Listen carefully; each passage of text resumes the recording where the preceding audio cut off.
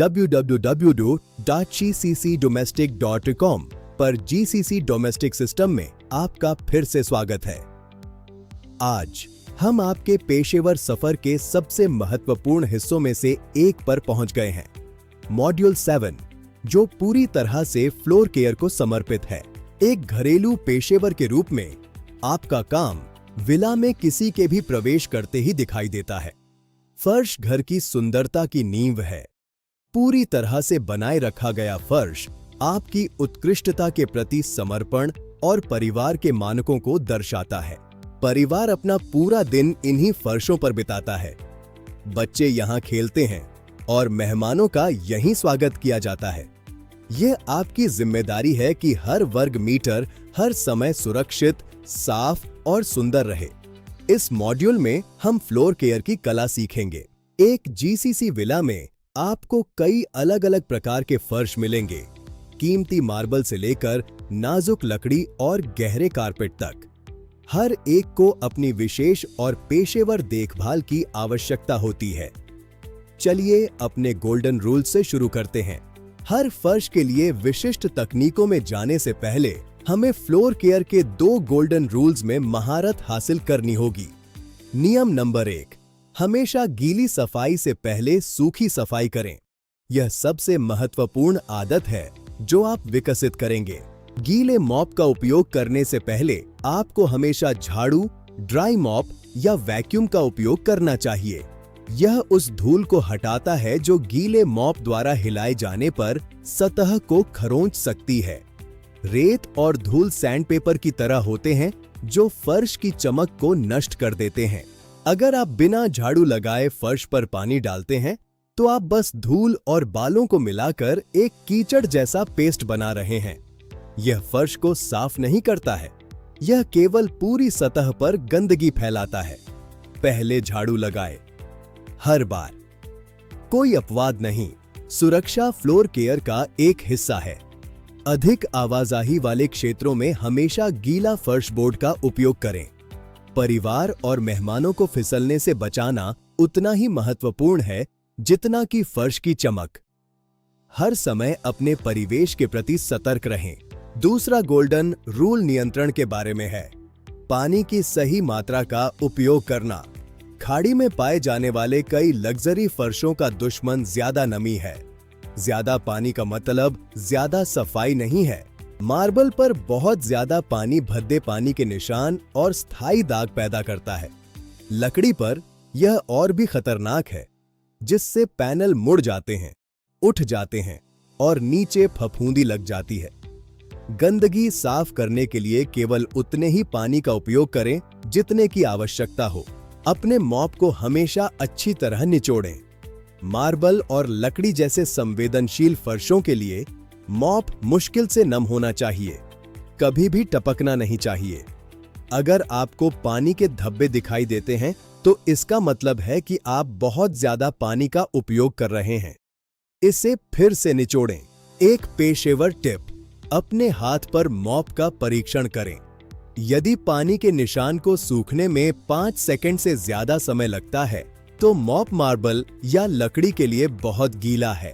इसे फिर से निचोड़ें जब तक कि नमी सही न हो जाए। अब आइए एक GCC विला में सबसे आम और मूल्यवान फर्श को देखें, मार्बल।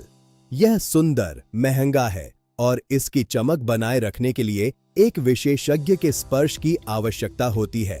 यह एक प्राकृतिक पत्थर है जिसके साथ अत्यंत सावधानी बरती जानी चाहिए। आपको यह समझना होगा कि मार्बल एक प्राकृतिक, छिद्रपूर्ण, पोरुअस पत्थर है। इसका मतलब है कि यह तरल पदार्थों को सोख सकता है, जिससे गहरे दाग लग सकते हैं, जिन्हें बिना पेशेवर मदद के हटाना लगभग असंभव है। किसी भी गिरे हुए पदार्थ को ज्यादा देर न रहने दें। मार्बल एसिड के प्रति भी बहुत संवेदनशील होता है। सिरका या नींबू से बने उत्पादों जैसे सामान्य क्लीनर पत्थर को खराब कर देंगे, जिससे उसकी चमक स्थायी रूप से फीकी पड़ जाएगी और सतह हमेशा के लिए नष्ट हो जाएगी। केवल pH न्यूट्रल क्लीनर का ही इस्तेमाल करें। मार्बल के लिए स्टेप 1, हर दिन मुलायम झाड़ू या चौड़े माइक्रोफाइबर ड्राई मॉप से झाड़ू लगाएं। कड़े ब्रिसल से बचें क्योंकि वे छोटे खरोंच पैदा कर सकते हैं जो समय के साथ फर्श की फिनिश को खराब कर देंगे। पेशेवर देखभाल कोमलता से शुरू होती है। स्टेप 2, केवल मार्बल सुरक्षित और पीएच न्यूट्रल क्लीनर का उपयोग करके अपना घोल तैयार करें। आपको बस थोड़ी सी मात्रा चाहिए। रूल 2, याद रखें, मॉप को अच्छी तरह निचोड़ें। हमें एक साफ फर्श चाहिए, गीला फर्श नहीं। ओवरलैपिंग फिगर 8 स्ट्रोक में मॉप करें। यह पेशेवर तकनीक यह सुनिश्चित करती है कि पूरा फर्श कवर हो और कोई निशान या छूटे हुए हिस्से न रहें। हमेशा कमरे के अंतिम कोने से दरवाजे की ओर काम करें। स्टेप 3, पेशेवर का रहस्य है बफिंग। जब फर्श मॉप करने के बाद हल्का नम हो तो एक साफ और सूखे माइक्रोफाइबर कपड़े से गोल घुमाते हुए पत्थर को पॉलिश करें। यह उसे एक नई जैसी चमक देता है। यह पानी के किसी भी निशान को हटाता है और मार्बल की गहरी प्राकृतिक चमक को बाहर लाता है। एक पूरी तरह से बफ किया हुआ फर्श एक सच्चे पेशेवर घरेलू कर्मचारी की पहचान है। इस चमक पर गर्व करें। इसके बाद हम टाइल फर्श पर आते हैं, जो आमतौर पर रसोई, स्नानघर और उपयोगिता क्षेत्रों यूटिलिटी एरियाज में पाए जाते हैं। हालांकि सिरेमिक और पोर्सिलेन मार्बल से ज्यादा टिकाऊ होते हैं, लेकिन उन्हें भी विशेष देखभाल की आवश्यकता होती है। इसका रहस्य उनके बीच की लाइनों में है। टाइल के बारे में याद रखने वाली सबसे महत्वपूर्ण बात ग्राउट है। टाइलों के बीच की रेखाएं। ग्राउट बहुत छिद्रपूर्ण होता है और ध्यान न देने पर तेजी से गंदगी, ग्रीस और यहां तक कि फफूंदी, मोल्ड जमा कर लेता है। यदि आप केवल लापरवाही से मॉप करते हैं तो आप गंदगी को हटाने के बजाय अंदर धकेल रहे हैं। स्टेप 4, टाइल फर्श को एक कोण पर या तिरछा झाड़ू लगाए। यह तकनीक ब्रिसल्स को ग्राउट लाइनों के अंदर तक पहुंचने और गंदगी निकालने में मदद करती है, जो सीधी झाड़ू लगाने से छूट सकती है। साफ ग्राउट स्वच्छता के लिए जरूरी है। स्टेप 5, एक ओन एल पर्पस या टाइल विशिष्ट क्लीनर से मॉप करें। भले ही टाइलें मार्बल की तुलना में ज्यादा पानी सह सकती हैं, लेकिन फिर भी आपको गंदे पानी को पीछे छोड़ने से बचने के लिए अपने मॉप को अच्छी तरह निचोड़ना चाहिए, जिससे फिसलन हो सकती है। हमेशा अंदर से बाहर की ओर मॉप करें। प्रो टिप, दाग वाले ग्राउट के लिए हफ्ते में एक बार डाइल्यूटेड ब्लीच के घोल के साथ एक छोटे ग्राउट ब्रश का उपयोग करें। यह रसोई और स्नानघर को उज्ज्वल, नया और सबसे बढ़कर परिवार के लिए स्वच्छ रखता है। लकड़ी के फर्श घर में गर्माहट और विलासिता लाते हैं, लेकिन ये सबसे संवेदनशील फर्श होते हैं जिन्हें आप संभालेंगे। हमारे नियम को याद रखें। पानी लकड़ी का सबसे बड़ा दुश्मन है। गीला होने का मतलब है नुकसान होना। जब लकड़ी पानी सोख लेती है तो यह फूल जाती है, मुड़ जाती है और नीचे काले फफूंदी का कारण बन सकती है। यह नुकसान स्थायी होता है और इसे ठीक करना या बदलना बहुत महंगा होता है। एक बड़ा खर्च रोकने के लिए जिम्मेदारी और सावधानी यहां महत्वपूर्ण है। स्टेप 6, रोजाना सफाई के लिए केवल एक सूखे माइक्रोफाइबर मॉप का ही उपयोग करें। पानी नहीं, कोई स्प्रे नहीं। यह लकड़ी के रेशों पर जोर डाले बिना या फिनिश को नुकसान पहुंचाए बिना सुरक्षित रूप से धूल और पालतू जानवरों के बालों को उठा लेता है।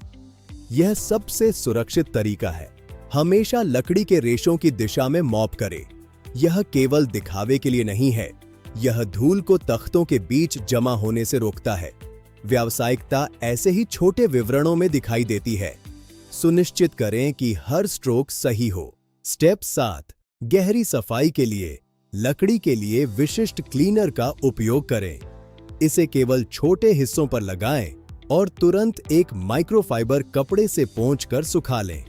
कभी भी तरल को लकड़ी पर कुछ सेकंड से ज्यादा न रहने दें। यहां गति की आवश्यकता है। चेतावनी, लकड़ी के फर्श पर कभी भी स्टीम मॉप का उपयोग न करें। तीव्र गर्मी और पानी लकड़ी के अंदर तुरंत प्रवेश कर जाते हैं जिससे गंभीर और न ठीक होने वाला नुकसान होता है। केवल सूखी या हल्की नम सफाई ही करें, साथ ही सिरका का उपयोग न करें। अब हम कारपेट्स की ओर बढ़ते हैं। कई जीसीसी घरों में कारपेट मोटे और शानदार होते हैं। पेशेवर वैक्यूमिंग केवल मशीन को घुमाने के बारे में नहीं है, यह सही तकनीक और परिवार के स्वास्थ्य के बारे में है। कारपेट धूल, एलर्जी, एलर्जेंस और मृत त्वचा कोशिकाओं के भंडार के रूप में कार्य करते हैं। यदि इन्हें रोजाना वैक्यूम नहीं किया जाता है तो यह हवा की गुणवत्ता और परिवार के स्वास्थ्य को प्रभावित कर सकता है। दैनिक देखभाल एक आवश्यकता है, विशेष रूप से अधिक आवाजाही वाले क्षेत्रों में। स्टेप 8, अपने उपकरण टूल्स तैयार करें। वैक्यूम का बिन या बैग चेक करें। यदि यह आधा या उससे अधिक भरा है तो इसे खाली कर दें। भरा हुआ बिन सक्शन को कमजोर कर देता है, जिससे आपका काम कम प्रभावी होता है और आपके लिए बहुत मुश्किल हो जाता है। इसके भरने का इंतजार न करें। कारपेट की गहराई से मेल खाने के लिए वैक्यूम हेड की ऊंचाई सेट करें। पतले कारपेट के लिए कम और मोटे कारपेट के लिए अधिक। यह सुनिश्चित करता है कि ब्रश बिना नुकसान पहुंचाए या रेशों को खींचे उन्हें हिलाते हैं। यह बहुत महत्वपूर्ण है। स्टेप 9, ओवरलैपिंग सीधी पंक्तियों में वैक्यूम करें। धीरे धीरे आगे बढ़ें। यदि आप बहुत तेजी से आगे बढ़ते हैं तो सक्शन को गहरी गंदगी निकालने का पर्याप्त समय नहीं मिलता है। ओवरलैपिंग पंक्तियां यह सुनिश्चित करती हैं कि कोई भी हिस्सा छूटे नहीं। यह एक सूक्ष्म काम है। स्टेप 10, अपने अटैचमेंट का उपयोग करें। मुख्य हेड किनारों या निचले फर्नीचर के नीचे नहीं पहुंच सकता है। इन जगहों पर सबसे ज्यादा धूल जमा होती है और अक्सर इन्हें नजरअंदाज कर दिया जाता है। हर बार इन्हें साफ करके अपनी देखभाल दिखाएं। प्रो टिप, वैक्यूम करने के बाद दरवाजे से वापस मुड़कर देखें। वे सीधी और समानांतर पटरियां उच्च गुणवत्ता वाले काम का एक दृश्य संकेत हैं, जिसे परिवार तुरंत देखेगा और उसकी सराहना करेगा। यह काम में उत्कृष्टता का आपका हस्ताक्षर है। दुर्घटनाएं होती हैं, लेकिन महंगे फर्शों पर गिरा हुआ तरल कुछ ही मिनटों में एक स्थायी दाग बन सकता है। सतह को बचाने के लिए आपको तुरंत कार्य करना चाहिए और सही पेशेवर तकनीक का उपयोग करना चाहिए। हर सेकंड मायने रखता है। मार्बल पर गिरे तरल के लिए तुरंत एक साफ और सूखे कपड़े से ठपठपाएं।